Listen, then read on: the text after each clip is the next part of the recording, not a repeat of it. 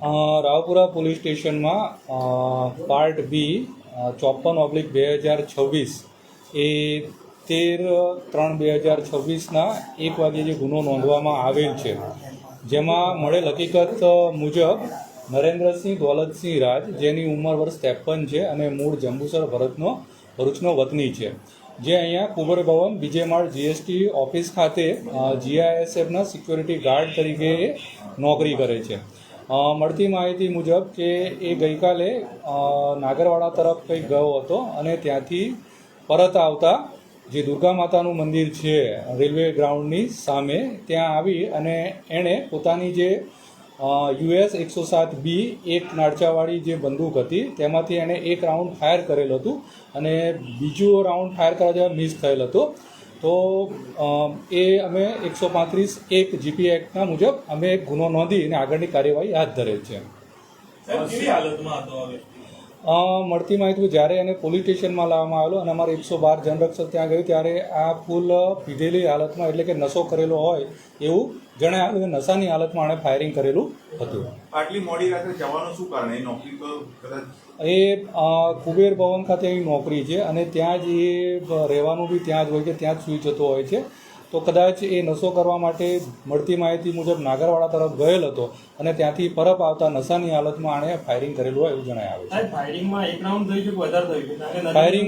ફાયરિંગમાં એક રાઉન્ડ જ ફાયરિંગ થયું છે, કેમ કે એક રાઉન્ડ જે છે અમને સેલ મળેલ છે અને બાકીના જે 5 રાઉન્ડ છે એ એના પૂરા સલામત રીતે એના સેલ મળેલા છે. આ ગુનો કેટલો ગંભીર માનો છો? કારણ કે જો કોઈ વ્યક્તિ હોત તો કદાચ એને જાનને જોખમ પડતું.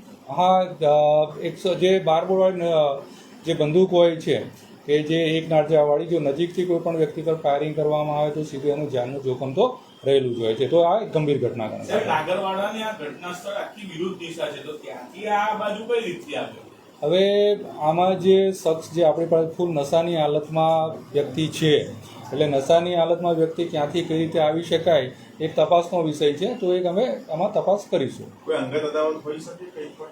એવું અત્યાર સુધી કંઈ જાણવામાં આવેલું નથી ને એવી કોઈ ફરિયાદ અમને મળેલ નથી. આપણે શું કબજે કર્યું એની પાસેથી? એની પાસેથી જે બંદૂક જે છે 107 UB એ કબજે કરેલ છે.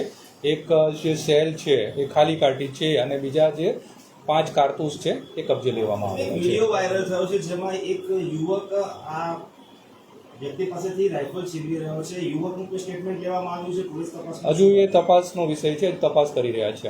લાયસન્સ રદ કરવા માટે હવે આ જે જીઆઈએસએફનો જવાન છે, જેથી કરીને આની પાસે જે 2004ની ભરૂચથી મેળવેલ લાયસન્સ છે એની આ બંદૂક છે. તો લાયસન્સ કેન્સલ કરવા માટે અમે જે તે જિલ્લાને લખીશું.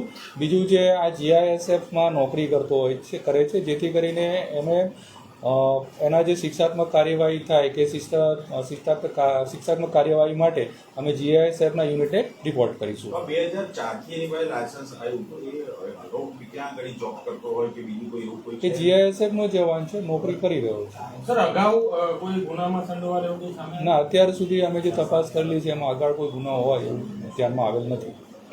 ઓકે.